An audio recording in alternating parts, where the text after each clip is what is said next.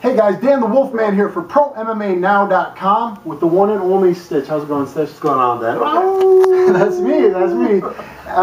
You here just finished up UFC Tonight.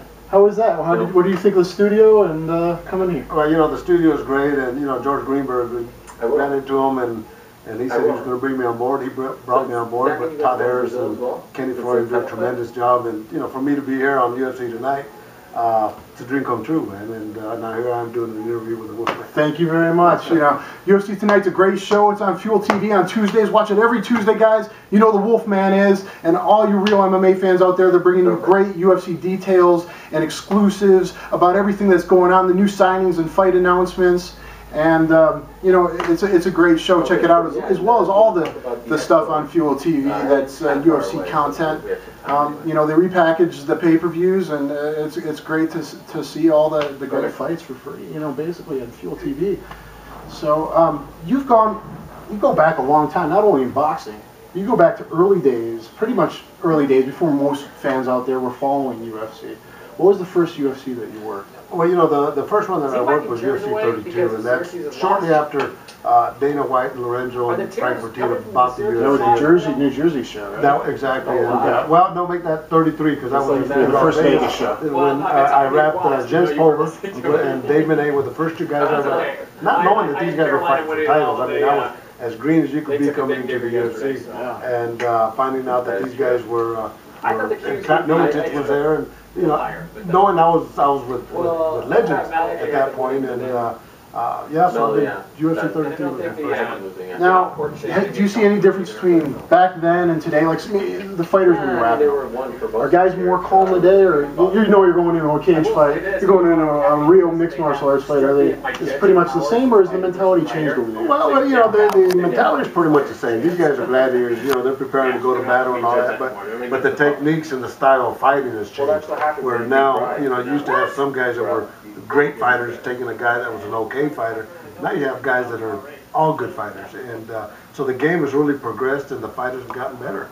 Yeah, and particularly, you know, you came from the boxing, so I'm sure you appreciate the striking level. The striking level's gone way up.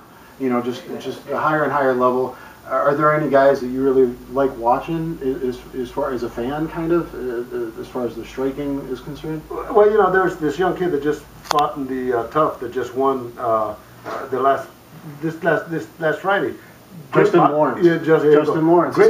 Great boxing skills. And when I saw him warming up in the dressing room, you know, I even told Dana in the ring, I said, this kid has some great boxing skills. But the game has really progressed to the point where it's gotten. Rashad Evans is very good with boxing. Rashad Evans has very good hands. Actually, that's my first boxing gym in Lansing, Michigan. Crown Boxing Gym is where Rashad Evans started.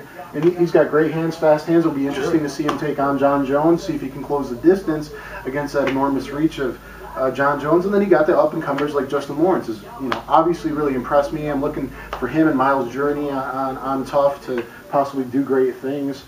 Heck of a left hook, you know, and he got the knockout with a step-out 7, I call it. His hand wasn't even closed. He got that knockout.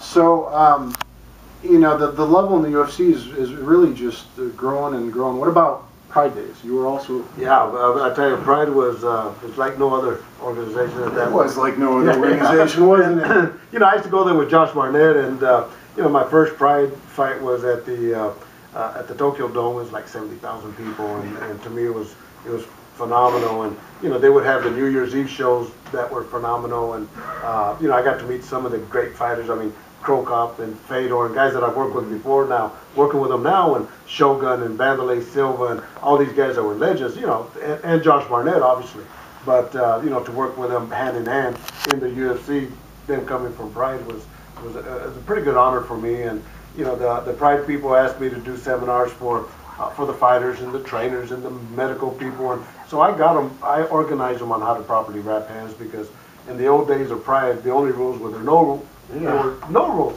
for wrapping hands. Guys would roll up tape and put them on their knuckles and all that, and you know, none of that made any sense. So I got them on the right track. That's great. I know, like Barnett has talked highly about. He wants you at every single fight, and he said every single fight he wants the best chance of winning, and making sure you're in the corner in case there's a bad cut. He knows that I don't think there's been a cut that you haven't been able to stop and allow the fighter to go back in there and put his skills on and maybe still win the fight. I don't think there's is there a single thing that you couldn't stop? You know, Dan, that's a good question, but I've been pretty fortunate, man. You know, really fortunate to work on these cuts and give this fighter the opportunity to go out there and win a fight. And you know, Josh is no exception. And I mean, Josh knows that. He's smart enough to know that I'm like an insurance policy. You know, is if you don't use me, then you still pay the, you know. But if you do need me, then the dividends. Then it definitely pays off. And that's what happens there. Now, I was fortunate. I never got cut in any of my fights, but I got cut in training. I took a knee at Miltich's camp, and boom, you know, had that been a fight, I would have wished you were there. From state to state, is your job a little bit? Are certain coagulants allowed in some state and not in others? Are you just using Vaseline? What do you use? Well, in the United States, that's a good question. In the United States, for the most part, they use all three. The adrenaline chloride 1000 is our primary one. That's one in the swab. That closes up the blood vessels. The Avitine and Thrombin are coagulants. They're authorized, but I don't use them. I just use 100% the adrenaline chloride 1000. But throughout the United States, all that is okay. You go into other countries, and the only thing that's allowed is the adrenaline. So you got the adrenaline, you got Vaseline, you got your cold swell. Is that pretty much the tools of the trade? Yeah, that's pretty simple. And then the Vaseline, you know, the Vaseline, Vaseline, exactly, and then gauze and tape. And you know, that's the thing about being a cut man. We're still a very basic foundation, but a very important foundation. It's like an engine. Yeah. You know, you have the pistons, and we are the pistons. Without those, you can't run. What about when you got a bad hematoma under the eye, or your eye is closing? We see many times in boxing, and a few times in MMA, even in a recent female fight in Strikeforce. What does the cold swell really get rid of that? Do you push the blood out? Well, you don't push the blood out. That's an old boxing myth, and okay. You know, if you talk to the doctors nowadays, what happens is when you have a hematoma, you have a puddle of blood that's accumulating underneath the skin tissue.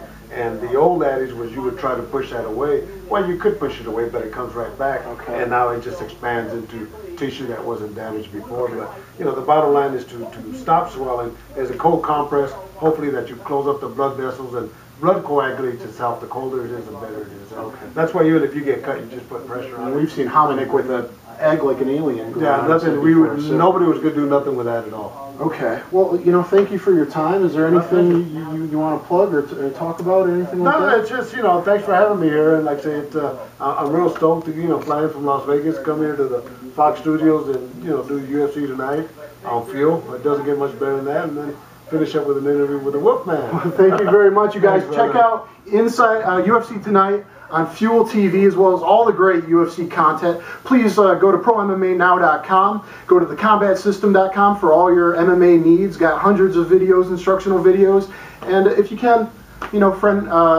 subscribe to my YouTube page at Dan The Wolfman 1 and like the videos. Thank you very much. Bye, sir. All right, thanks, my man.